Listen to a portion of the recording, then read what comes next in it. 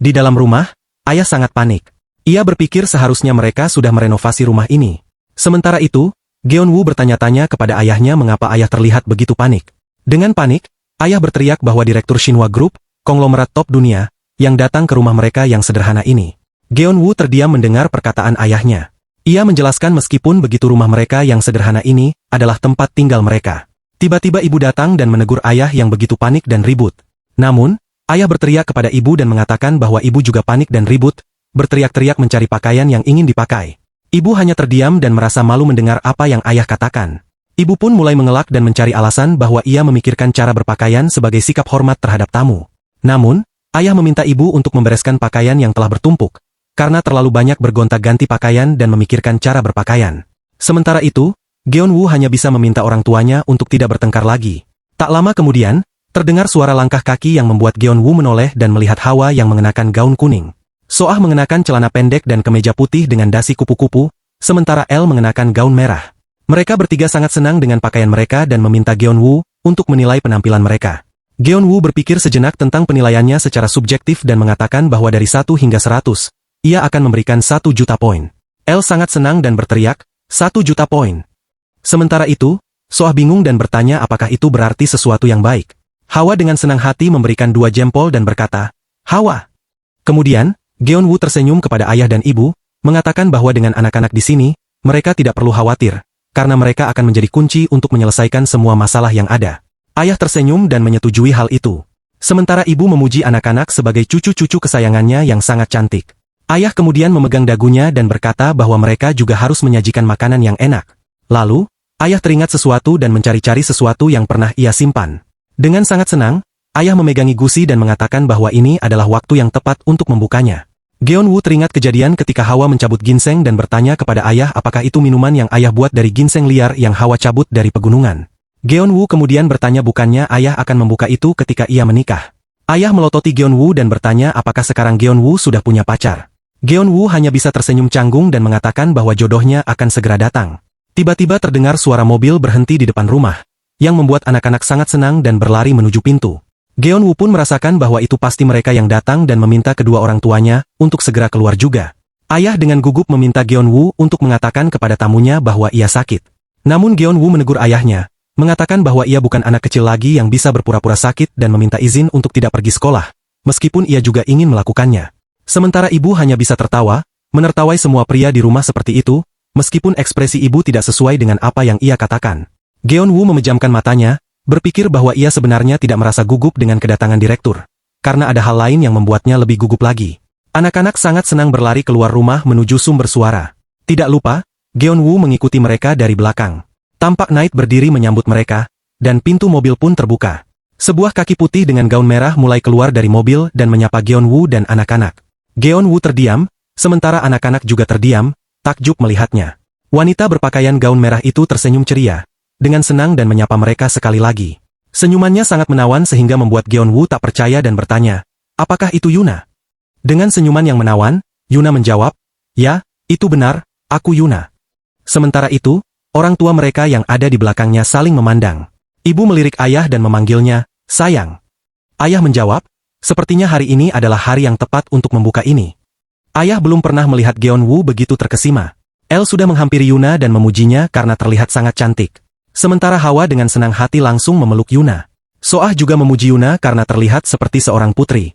Yuna tersenyum bahagia dan mengucapkan terima kasih kepada anak-anak. Memuji mereka bahwa mereka semua juga cantik seperti putri kerajaan. Direktur pun tiba-tiba batuk, yang membuat Yuna dan Geon-woo memalingkan muka ke arahnya. Dengan aura wibawa, direktur mengatakan, sepertinya saya bukan pusat perhatian hari ini. Mendengar itu, Geon-woo, ibu, dan ayah langsung panik. Geon-woo dengan cepat menghampiri direktur dan meminta maaf. Namun direktur tidak marah. Ia melirik ke samping dan mengatakan bahwa ia sangat senang bisa melihat sesuatu yang ia pikir tidak akan pernah ia lihat. Tumbuh kembang putrinya sangat luar biasa ini dan ekspresi wajahnya pun berubah. Direktur benar-benar sangat berterima kasih kepada Geon-woo. Geon-woo hanya bisa terdiam saat melihat direktur yang ada di depannya membungkuk dan mengucapkan terima kasih. Geon-woo mulai cemas dan meminta direktur untuk segera mengangkat kepalanya. Namun direktur tetap membungkuk, berkata bahwa ia sangat berterima kasih dan wajahnya penuh dengan penyesalan. Sementara itu, di ladang persawahan, Gaon dengan sangat serius berlatih pencaksilat. Janggun meminta Gaon untuk lebih keras lagi. Ketika pintu dungeon mulai memiliki tanda orang akan masuk, Gaon menjadi sangat senang. Geon Woo muncul dan menyuruh direktur untuk masuk juga. Namun tiba-tiba Gaon langsung mencoba memeluk Geon Woo seperti biasanya. Meskipun karena badannya yang kini sudah lebih besar, Geon Woo tidak bisa menahan Gaon dan akhirnya terjatuh dan tertimpa olehnya. Janggun terkejut dan khawatir menanyakan apakah Geon Woo baik-baik saja. Namun Janggun tiba-tiba berhenti menatap sesuatu. Direktur tersenyum dan mengatakan, ini mengingatkanku pada masa lalu. Membuat Yuna bingung dan bertanya-tanya maksud dari perkataan ayahnya. Sementara Janggun masih terdiam, menatap direktur dengan tajam dan berkata, "Nak, kau." Seolah bertanya apakah yang ia duga itu benar. Namun Geon Woo sangat marah kepada Janggun dan memintanya untuk tidak memanggil direktur dengan sebutan itu. Janggun dengan canggung mengatakan bahwa jika dia tidak salah, orang yang ada di depannya adalah orang yang ia kenali. Geon Woo malah balik bertanya kepada Janggun, bagaimana ia bisa mengenal direktur padahal ini adalah pertama kalinya mereka bertemu. Chen Wu dan Su Chen datang, dan Chen Wu meminta kakaknya untuk tenang karena mereka berdua saling mengenal. Geon Woo semakin bingung karena Chen Wu dan Su Chen tiba-tiba datang juga. Dan bola bercahaya, sahabat yang selalu bersama Chen Wu, pun menyapa direktur. Direktur menatapnya dengan tajam dan berkata, bentuk itu sepertinya sangat cocok untuk pengecut. Membuat mereka berdua saling menatap tajam dalam diam. Namun akhirnya, direktur tertawa dan mengubah ekspresinya, mengatakan bahwa ia hanya bercanda dan bertanya kabar tentang bola cahaya itu. Bola cahaya terdiam dan bingung. Sementara Geon Woo semakin bingung, melihat mereka semua saling mengenal. Akhirnya, seorang alkemis yang menginginkan keabadian muncul dari balik Yuna. Bahkan Koki terlupakan di dunia pun muncul di samping Su Chen. Tak ketinggalan, seorang petani profesional yang sudah pensiun muncul dari belakang Geon Woo. Dengan senyumannya, direktur berkata, apakah Geon Woo ingin mendengar cerita mereka semua? Setelah cukup lama bercerita, Yuna terkejut mendengar semuanya. Yuna sangat syok dan terkejut mengetahui fakta bahwa ayahnya berasal dari dunia lain. Direktur cukup canggung dengan ekspresi Yuna yang berlebihan. Ia meminta maaf kepada Yuna karena merahasiakannya sampai sekarang.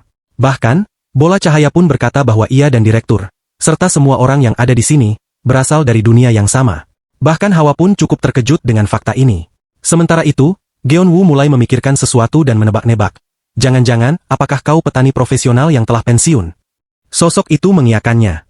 Kedua temannya pun mulai mengenalkan diri. Wanita itu adalah seorang alkemis yang memimpikan keabadian, sementara yang seorang lagi adalah Koki yang terlupakan.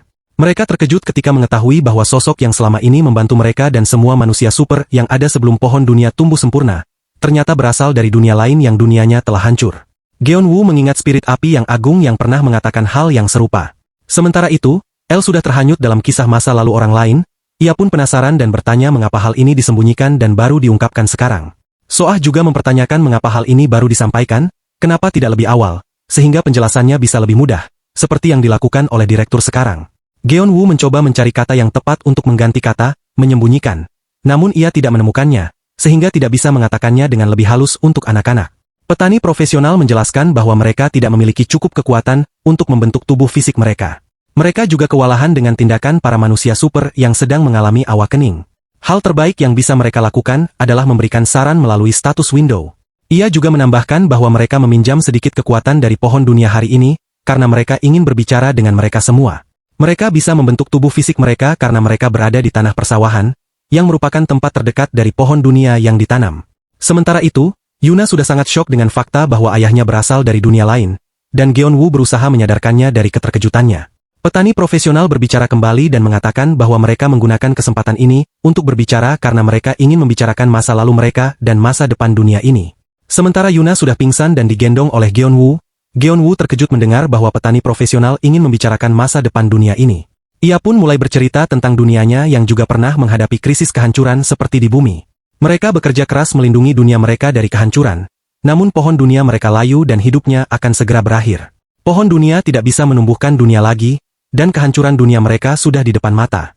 Direktur ikut berbicara dan mengatakan bahwa saat mereka mulai putus asa, mereka menemukan sesuatu. Dunia lainnya yang tidak terhitung jumlahnya, tidak hanya dunia mereka yang mengalami krisis kehancuran. Bahkan setelah banyak percobaan yang mereka lakukan, dunia-dunia itu tetap tidak bisa diselamatkan. Direktur menegaskan bahwa krisis ini tidak hanya melanda dunia mereka saja, tetapi seluruh dunia yang ada di seluruh alam semesta. Ini adalah krisis besar yang akan membawa akhir dari seluruh dunia. Bukan hanya pohon dunia mereka yang hampir mati, beberapa pohon dunia dari dunia lain juga sedang sekarat. Ketika mereka berada dalam keputusasaan, mereka menemukan bumi, yang merupakan satu-satunya planet yang tidak memiliki pohon dunia, namun bisa bertahan dari kehancuran. Dunia ini berevolusi perlahan-lahan karena tidak memiliki pohon dunia. Namun, di sisi lain, bumi juga menjadi tempat terkuat yang muncul tanpa keberadaan pohon dunia. Mereka memutuskan untuk mencoba menanam pohon dunia di bumi karena mereka yakin itu akan menjadi dunia yang lebih kuat dan lebih sehat, yang tak bisa dibandingkan dengan dunia lainnya. Direktur menambahkan bahwa sudah terlambat untuk melakukan itu di dunia mereka, namun di dunia ini, ia dan teman-temannya ingin menyelamatkan lebih banyak orang. Jika mereka bisa memindahkan semua makhluk hidup dari dunia lain ke bumi, dan membersihkan semua persiapan di dunia ini, maka dunia ini tidak akan dihancurkan seperti dunia lainnya. Akhirnya, mereka semua bersatu dan membuat rencana untuk kelangsungan hidup bumi. Direktur juga menceritakan dirinya yang bersusah payah bertahan hidup di dunianya dan akhirnya memasuki bumi, lalu memulai bisnis berdasarkan pengetahuan yang ia miliki dari dunia asalnya dan mulai menabung. Dengan uang itu, ia mulai membuat persiapan untuk menyelamatkan dunia. Petani profesional menambahkan bahwa mereka hanya memiliki mental, tetapi mereka memasuki bumi bersama-sama. Alkemis yang memimpikan keabadian pun ikut berbicara, ia akhirnya bertemu dengan orang-orang yang memiliki kekuatan hampir sama dengan kekuatan mereka. Petani profesional mengatakan kepada Geonwoo bahwa ia yang memiliki tanggung jawab besar untuk menanam dan merawat pohon dunia. Mereka semua sangat panik ketika Geonwoo mulai mengambil kelas untuk menjadi seorang hunter. Geonwoo terkejut karena mereka tahu tentang bakatnya sejak awal. Alkemis yang memimpikan keabadian meminta maaf kepada Yuna karena ramuan pertumbuhan yang ia berikan sangat membuatnya menderita. Yuna kini sudah mengerti dan tidak mempersalahkannya, karena mereka semua melakukannya demi menyelamatkan bumi. Namun, ia melirik ke samping dan bersyukur, berkat itu ia mendapatkan teman-teman yang luar biasa, jadi hasilnya juga tidak buruk baginya. Petani profesional tersenyum dan bertanya, bagaimana enhanced crop-nya? Apakah cukup berguna? Poison fish yang tumbuh dengan cepat, dan tanaman neraka yang memakan apapun namun tidak bisa berkembang biak tanpa bantuan manusia, membuat Geonwoo mengerti mengapa semuanya terlihat seperti buatan. Mereka adalah enhancer crop. Geonwoo berterima kasih, karena berkat mereka semua, bumi bisa diselamatkan. Namun, petani profesional menolak pemikiran Geonwoo itu karena mereka hanya memberi saran. Yang menyelamatkan bumi adalah mereka sendiri dengan cara yang menakjubkan. Spirit api yang agung juga membenarkannya, karena dengan kekuatan Geonwoo dan yang lainnya, mereka bisa sampai ke titik ini. Spirit api yang agung juga menjelaskan bahwa ada orang yang tersesat, meskipun mereka mendapatkan saran yang sama seperti Geonwoo dan lainnya. Sambil melirik, Janggun petani profesional juga memiliki rencana cadangan jika skenario paling buruk terjadi. Namun, mereka sangat terkejut karena Geonwoo dan yang lainnya bisa menyelamatkan dunia dari krisis tanpa harus menjalankan rencana cadangan mereka. Janggun dengan suka dan mata tertegun mengatakan bahwa tubuh aslinya adalah monster dari petani profesional yang pensiun. Namun, Geonwoo bingung dan bertanya, bukankah Janggun adalah spirit tanah yang berevolusi? Melihat tuanya yang sekarang, Janggun hanya bisa canggung mengatakan bahwa ia perlu banyak waktu untuk menjelaskannya. Kemudian ia menceritakan bahwa ia awalnya hanya ingin melihat dunia ini karena rasa penasaran, menggunakan kekuatannya dan kemudian berbentuk bola hitam, dan mengirimkannya ke tanah persawahan dungeon untuk menjadi seperti CCTV bagi dirinya. Namun, energi dari tubuh aslinya yang berupa bola hitam berbenturan dengan spirit tanah yang sedang lewat, sehingga akhirnya Janggun menjadi hibrida dari monster dan spirit. Akibatnya, tubuh aslinya tidak menyadari hal itu dan mungkin masih terjaga untuk bergegas ke dunia ini jika terjadi krisis. Sambil melirik, Janggun mengatakan bahwa ada monster jinak lainnya yang mengalami hal yang sama dengan dirinya, dan pemiliknya berasal dari zaman dulu di dunia lainnya. Gaon hanya terdiam, bingung mendengarnya. Petani profesional memuji Geonwoo, mereka semua menyelamatkan bumi dengan sangat cepat sehingga mereka tidak perlu menggunakan rencana cadangan mereka. Geonwoo mendengarkan semua itu dengan tenang dan berbicara datar. Saya tidak ingin dianggap sebagai pahlawan, tapi saya berterima kasih. Namun, El dengan sangat semangat mengatakan, tidak peduli apapun kata orang lain, Geonwoo melakukannya sendiri. Soah juga memuji Geonwoo yang sangat hebat merawat pohon dunia yang indah ini. Bahkan Hawa ikut senang karena kehebatan Geonwoo. Kemudian setelah mendengar apa yang anak-anak katakan, Geonwoo pun tersentuh dan berterima kasih kepada mereka semua. Yang menyelamatkan dunia itu tidak penting. Yang terpenting bagi saya adalah kita semua bisa bersama-sama sebagai keluarga yang bahagia. Mendengar ini, direktur terdiam dan murung. Bahkan petani profesional pun terdiam, tidak bisa berkata apa-apa. Koki terhebat hanya bisa memejamkan matanya sambil berkata, saya tahu. Direktur melangkah maju dan menghadapi Geonwoo, mengatakan bahwa ada satu hal lagi yang harus mereka lakukan untuk menyelamatkan dunia. Direktur bertanya apakah Geonwoo pernah mendengar tentang kolam pohon dunia. Ini membuat Geonwoo dan Yuna terdiam, dan Geonwoo mulai mengingat bahwa ia tahu itu. Direktur menjelaskan bahwa untuk menjaga pohon dunia, dibutuhkan energi yang sangat besar. Karena itu, pohon dunia harus terhubung ke kolam pohon dunia agar pohonnya bisa mendapatkan energi dalam jumlah besar. Jika tidak, pohon dunia akan segera layu seperti halnya pohon dunia di dunia lainnya. Geonwoo terkejut bahwa mereka masih akan menghadapi bencana nantinya. Dengan wajah murung, direktur mengatakan bahwa ia telah menemukan cara untuk membuat kolam di dunia ini. Geon-woo merasa lega dan mengatakan bahwa mereka tinggal membuatnya saja. Sementara Yuna yang terus menatap ekspresi ayahnya merasakan sesuatu yang tidak beres. Ia memanggil ayahnya untuk menjelaskannya lebih terus terang dan mempertanyakan kenapa wajah ayahnya terlihat seperti itu. Sambil menggeram, direktur mengatakan bahwa jika mereka semua membantunya, mereka pasti bisa membuat kolam pohon dunia untuk dunia ini. Geon-woo dengan senang dan semangat bertanya apa cara yang akan mereka lakukan untuk membuat kolam tersebut. Sementara direktur masih terdiam dan tertunduk. Dengan suara serak, direktur mengungkapkan bahwa untuk membuat kolam pohon dunia, mereka harus membuat lubang ke dunia dan menghubungkannya dengan kolam pohon dunia. Namun, untuk melaksanakan itu semua, mereka memerlukan mana power yang luar biasa besar. Geon-woo berpikir bahwa untuk membuat kolam pohon dunia, mereka harus melubangi dunia dan menghubungkannya ke sini. Selain itu mereka juga memerlukan mana power yang sangat besar. Direktur kembali menjelaskan bahwa meskipun mereka menggunakan semua mana power dari semua orang yang ada di planet ini, itu tidak akan cukup untuk menghubungkan pohon dunia dengan kolam pohon dunia. Oleh karena itu, rencana ini akan gagal.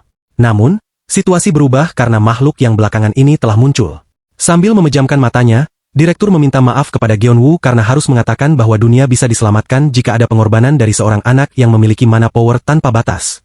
Geon-woo terdiam sejenak, mencerna apa yang baru saja ia dengar. Dan ia sangat terkejut ketika memahami semua itu. Yuna telah diam menatap tajam ke arah ayahnya. Suasana menjadi sunyi sejenak, hanya suara angin yang terdengar. Geon-woo gelisah. Kemudian, dengan senyuman, ia tersenyum, merasa terkejut dengan candaan sang direktur. Namun, direktur hanya diam dan menundukkan kepalanya dengan muram. Sedangkan Geon-woo terus mencoba tersenyum dengan paksa dan bertanya apakah ia salah mendengar tentang Hawa yang harus dikorbankan. Namun, direktur mengangkat wajahnya dan menatap tegas ke arah Geon-woo, menegaskan bahwa ia tidak salah dengar. Sambil mengeluarkan sesuatu dari balik jasnya, direktur menyerahkan sebuah benda yang ia bawa dari dunianya, yang bisa menghubungkan dunia dengan kolam pohon dunia. Sampai sekarang, benda itu tidak bisa digunakan karena kelemahan dasarnya dan hanya dibiarkan dengan potensinya yang belum terpenuhi. Namun, baru-baru ini, ia menemukan cara yang mungkin bisa digunakan. Geon-woo mulai marah dan langsung memanggilnya tanpa gelar. Bertanya mengapa kau tidak menggunakannya, mengapa harus membutuhkan Hawa. Direktur hanya menggelengkan kepala dengan penyesalan, mengatakan bahwa benda yang ia pegang tidak memiliki arti sama sekali, karena benda ini memiliki kelemahan, yaitu membutuhkan energi yang sangat besar untuk mengaktifkannya. Bahkan jika mereka menggunakan energi dari semua manusia di planet ini, itu masih tidak akan cukup. Sambil menatap Hawa, direktur berkata bahwa sekarang mereka memiliki seseorang yang secara ajaib memiliki mana power yang tak terbatas. Mendengar itu, Yuna terkejut dan membuka matanya lebar-lebar. Sementara itu, Hawa yang ada di belakang Yuna juga terkejut mendengar semuanya. Sambil merangkul Hawa, Yuna menatap ayahnya dengan sangat marah. Ia berteriak untuk menghentikan candaan ayahnya sekarang juga. Spirit api yang agung ikut bicara, mengatakan bahwa itu bukan candaan. Spirit air yang agung juga menambahkan bahwa dengan mana power yang luar biasa besar, kemungkinan bisa menghubungkan dunia dengan kolam pohon dunia. Geon-woo marah, sangat marah, bahkan para roh dan spirit juga mengatakan hal yang sama. Spirit api yang agung berkata dengan gemetar bahwa ia mengatakan hal yang sebenarnya. El protes, ia tidak mau mengorbankan Hawa. Soah juga ikut protes, mengatakan bahwa ia tidak setuju jika Hawa dikorbankan. Sementara itu, Hawa hanya diam dan bingung mendengarkan semua orang.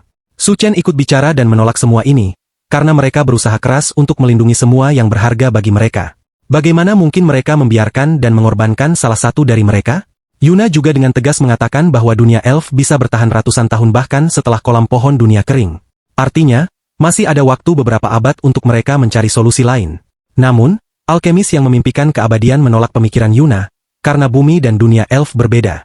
Dunia elf mengandalkan energi dari kolam, tapi suatu hari hubungan antara dunia elf dan kolamnya hancur. Sejak awal, dunia ini tidak pernah menerima energi dari kolam.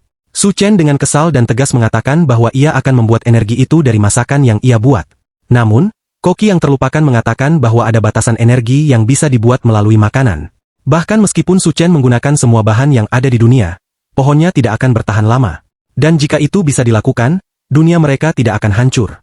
Geon-woo dengan sangat gemetar dan penuh emosi berkata bahwa ia menanam pohon dunia demi masa depan anak-anak, agar mereka bisa tinggal dengan damai. Namun kenyataannya, ia harus mengorbankan Hawa. Geon-woo sangat emosional. Bahkan Yuna sudah sangat emosional, dan Su Chen terlihat marah. Kemudian, semua orang melindungi Hawa dengan kesedihan dan emosi yang mendalam. Sementara Hawa hanya bisa terdiam dan bingung mendengarkan kenyataan yang ia dengar. Dengan raut frustasi, direktur juga merasakan kesedihan. Tetapi itu adalah satu-satunya cara untuk menyelamatkan semua orang. Yuna yang memeluk Hawa mengatakan dengan tegas bahwa jika mereka mencari, mereka pasti akan menemukan solusi lain. Dengan tatapan tajam, Yuna menatap ayahnya dengan kebencian. Sementara Hawa terdiam, memandangi Yuna yang begitu. Dengan mata besar, Hawa melirik ke samping. Ia melihat Geonwoo yang sangat sedih sambil menutupi wajahnya. Hawa terdiam sejenak, memikirkan sesuatu. Kemudian, dengan tekad yang kuat, akhirnya ia berkata, "Hawa." Dengan diam, Hawa melepaskan pelukan Yuna dan melangkah maju dalam diam. Yuna terkejut dan bertanya-tanya. Saat Hawa melangkah maju dengan ketegasan dan keteguhan hati, Yuna dan Geonwoo hanya bisa terdiam, menatap Hawa dengan penuh emosi. Hawa menggenggam tangannya dan menekannya di daerah dadanya. Dengan tegas dan penuh tekad, ia berkata dengan lantang, "Hawa." Namun, Geonwoo dengan suara gemetar menanyakan apa yang baru saja Hawa katakan. Dengan penuh emosi, Geonwoo memarahi Hawa yang telah mengatakan semua itu, dan bertanya apakah Hawa tidak mengerti apa yang ia maksud. Geonwoo berteriak dengan sangat keras bahwa Hawa akan dikorbankan. Namun, Hawa hanya diam. Kemudian, Hawa mengambil benda yang ada di tangan direktur. Ia memegang benda itu dengan kedua tangannya dalam diam, menggenggamnya dengan sangat erat sambil tersenyum. Akhirnya, Hawa berbalik dengan senyuman cerah, kebahagiaan terpancar dari wajahnya. Geonwoo dan Yuna berteriak panik dan mencoba menghentikan Hawa. Bahkan Su Chen pun mencoba untuk menghentikan Hawa. Namun, Geonwoo dan Yuna tidak bisa berbuat banyak karena Hawa telah mengorbankan dirinya untuk mengaktifkan benda tersebut. Cahaya keemasan yang sangat besar menyebar dengan dahsyat hingga sosok Hawa tidak terlihat lagi. El dan Soa sangat panik dan terpukul karena keputusan yang telah Hawa buat. Sementara direktur hanya bisa tertunduk penuh penyesalan. Rekan-rekannya yang lain hanya bisa terdiam, menyaksikan kejadian tersebut. Kemudian, mereka mulai berkumpul dalam keheningan. Geonwoo dengan sangat panik dan syok mengenang semua kenangan ketika ia bersama Hawa. Kenangan tawa ceria Hawa. Kenangan cemberut Hawa. Kenangan ekspresi terkejut Hawa. Kenangan kesedihan Hawa. Kenangan keteguhan hati Hawa. Yuna juga sangat terpukul, meneriaki nama Hawa sambil mengenang setiap kenangan bersama Hawa, termasuk kenangan keceriaan Hawa, kenangan kemarahan Hawa. Bahkan Soah dan El pun sangat sedih, meneriakan nama Hawa sambil mengingat kenangan saat mereka bermain bersama Hawa. Cahaya keemasan mulai menyinari tanah persawahan dan terus menembus langit, melewati pohon dunia. Dan seketika cahaya itu menghilang tanpa jejak.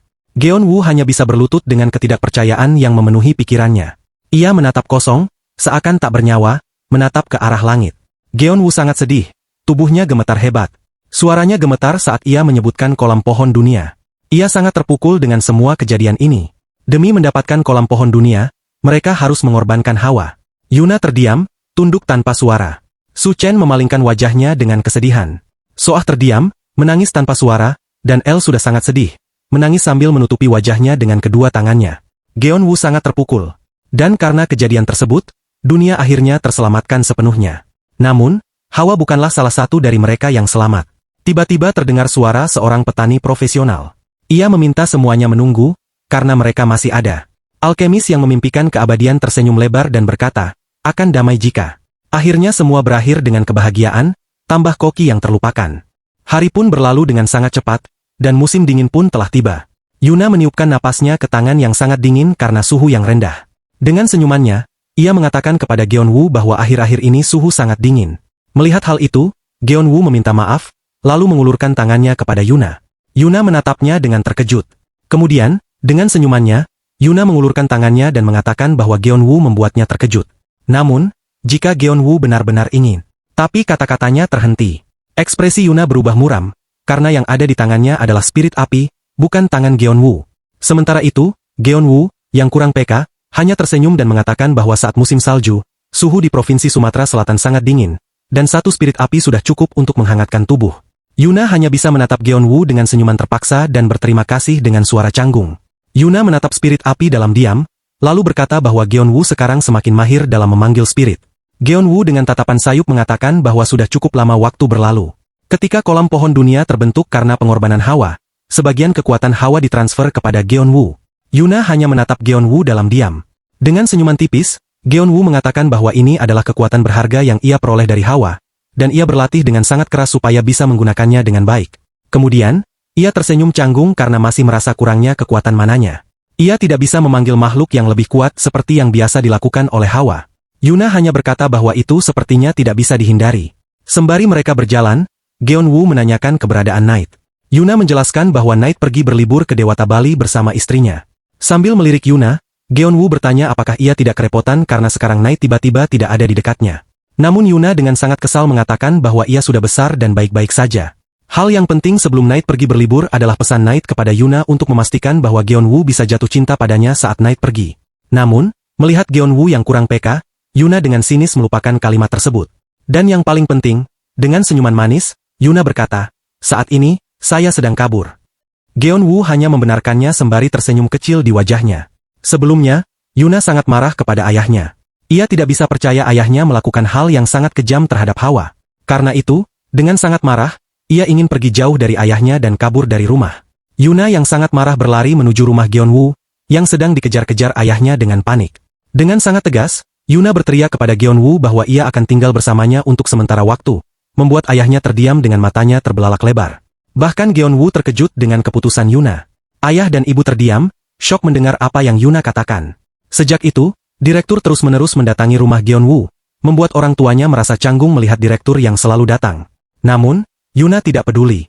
Ia sangat marah dan kesal terhadap ayahnya. Setiap kali ia memikirkan perbuatan ayahnya terhadap Hawa, Yuna tidak berniat untuk memaafkannya seumur hidupnya. Geonwoo mencoba memujuk Yuna, yang masih sangat kesal ketika bercerita tentang ayahnya. Geonwoo ingin membujuk Yuna lagi, tapi ia melihat Soah dan El yang menyambut mereka pulang dengan senyuman di wajahnya. Kemudian sebuah kaki berlari mendekati mereka dan melompat dengan sangat bahagia, sembari berkata, "Hawa." Hawa dengan sangat senang melompat ke pelukan Yuna. Di saat pengorbanan Hawa, kolam pohon dunia terbentuk di dalam tanah persawahan. Dan itulah bagaimana dunia terselamatkan. Saat Geonwoo sangat terpukul karena kehilangan Hawa, tiba-tiba ia membuka matanya ketika mendengar kalimat, "Kita semua ada di sini, dan sangat disayangi, jika akhirnya menjadi menyedihkan, bukan?" Mereka bertiga menyatukan tangan dan mengatakan bahwa pahlawan yang telah menyelamatkan dunia pantas mendapatkan akhir yang bahagia, lalu menambahkan, "Kami hanyalah sisa peninggalan dari dunia yang telah hancur." Dengan itu, mereka ingin menggunakan kekuatan terakhir mereka demi mereka yang telah menyelamatkan dunia dan memberikan sebuah keajaiban kecil. Sinar kebiruan menyinari mereka bertiga, membuat Geonwoo tersilaukan hingga ia menutup kedua matanya. Ketika ia membuka matanya kembali, ia mendengar suara Hawa. Geonwoo sangat terkejut dan matanya terbuka lebar. Dengan keajaiban kecil tersebut, Geonwoo yang awalnya muram merasakan hal yang tak mungkin terjadi. Terlihat kepala Hawa yang keemasan muncul, membuat Geonwoo mulai menangis karena Hawa, yang sebelumnya sudah lenyap, kini kembali di hadapan mereka. Dengan aksi yang mencengangkan, ketiga orang dari dunia lain pun langsung menghilang di tempat. Sembari memeluk Hawa, Geonwoo tersenyum menatap langit dan ia menyesal karena belum sempat berterima kasih kepada mereka bertiga. Hawa yang ada di pelukan Geonwoo menatapnya dengan mata lebar dan berkata, "Selamat datang." Mendengar itu, Yuna sangat senang dan memuji Hawa yang sangat pintar. Sementara Geonwoo tertawa bahagia mendengarnya. El pun mendekati Hawa dan memuji Hawa karena sudah mengatakannya dengan sangat benar. Soah juga memuji Hawa atas kerja bagusnya. Hawa merasa malu, sehingga ia hanya bisa tertawa sambil menggaruk belakang kepalanya. Di saat Hawa kembali hidup, Hawa kehilangan semua kekuatannya dan menjadi anak biasa. Meskipun mereka semua belum terbiasa dengan kondisi Hawa saat ini, namun mereka bahagia. Yuna sangat senang dan bertanya kepada Hawa, bagaimana dengan dirinya? Tentu, Hawa dengan sangat senang menyapa Yuna dan berkata, "Selamat datang, Mama Yuna." Yuna semakin mencintai Hawa. Geonwoo tidak mempedulikan apapun yang terpenting baginya saat ini, adalah Hawa kesayangannya ada bersamanya. Kemudian Hawa teringat sesuatu dan mulai berbicara, "Hawa Adza Mahcalah." Membuat Yuna dan Geonwoo panik. Mereka berpikir Hawa memiliki masalah. Sambil memegang perutnya dan Eajah yang sangat kepusingan, Hawa mengatakan, "Aku langsung kenyang padahal aku baru makan sedikit. Jadi, aku tidak bisa banyak makan enak."